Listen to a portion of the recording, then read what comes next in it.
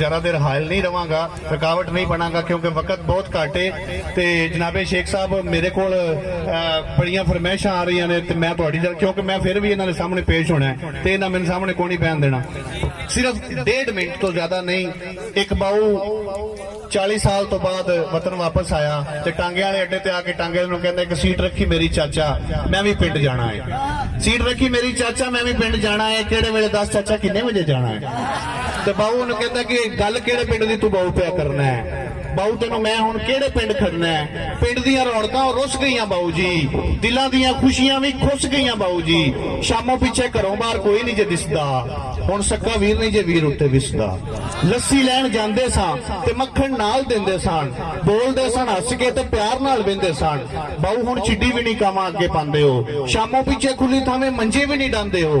पिंड साडे बाऊ हुण मेला भी नहीं लगदा, जंज आउणी होवे कोई केला भी नहीं लगदा।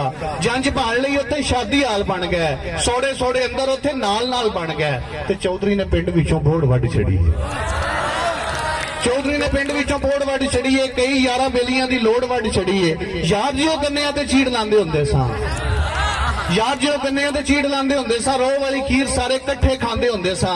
गन्नियां दे चवां पासे तार ला दिंदे जे, जान किसे गभरू दी हर साल लेंदे जे। मर जाए मरीज भावें डॉक्टर नहीं पुछदे, जिन्ना भी कोई भन्ने बूआ राती नहीं जे उठदे।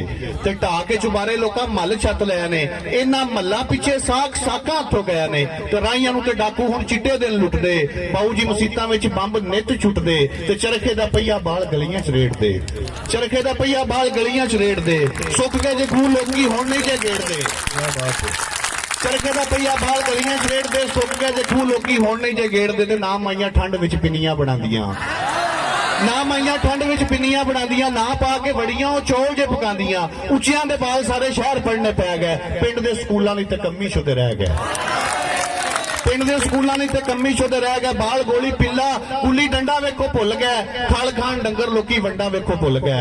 ते जट्टां हुण टोकियां ते ला लईयां मोटरां, साइकलां दी थां मल्ली आण के स्कूटरां।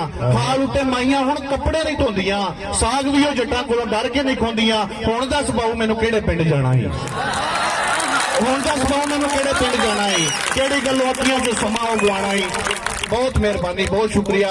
बिला तखीर मैं जनाब गुजारिश करांगा शाह दिल शम्स साहब अगे हफ्जाबाद तो तशरीफ ले आए ने।